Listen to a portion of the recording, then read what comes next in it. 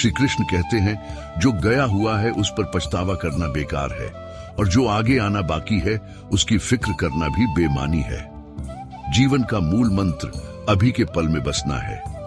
इसलिए अपने आज के काम पर फोकस करो, क्योंकि फिक्र ना तो पुराना समय लौटा सकती है और ना ही कल को बेहतर बना सकती है, बल्कि यह सिर्फ तुम्हारे दिमाग को और बेचैन बना देगी। अब इसे एक आसान लेकिन गहन संदेश के साथ ग्रहण करते हैं।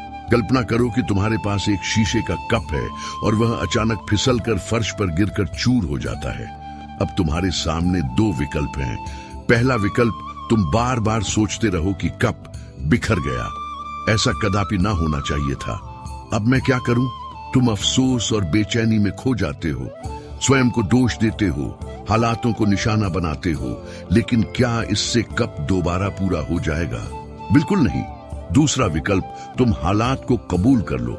जो घटना घटी वह घट चुकी।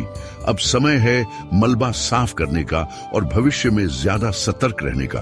तुम स्वयं को ताने मारने के बजाय हल की दिशा में कदम रखते हो। यही वास्तविक फर्क है बेचैनी और हल में।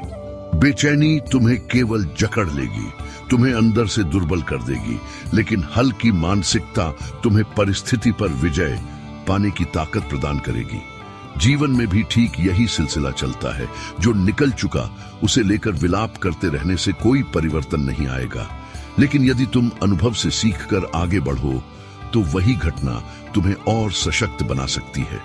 अब इसे एक अन्य उदाहरण से ग्रहण करते हैं। एक बार एक मुसाफिर वन में भटक गया। उसके पास दो मार्ग थे।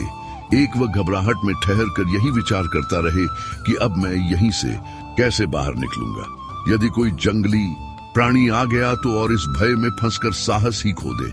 दूसरा मार्ग यह कि वह शांत भाव से विचार करे, अपना संयम बनाए रखे, इर्द गिर्द के निशानों को परखे और धीरे धीरे निकास का कोई रास्ता तलाशे।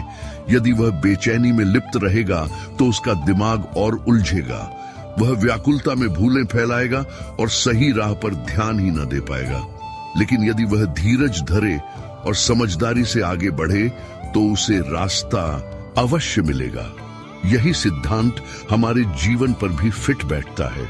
जब हम किसी मुश्किल का सामना करते हैं तो हमें दो दिशाएं नजर आती हैं। पहली बेचैनी में डूब जाना और दूसरी धीरज धरकर राह निकालना।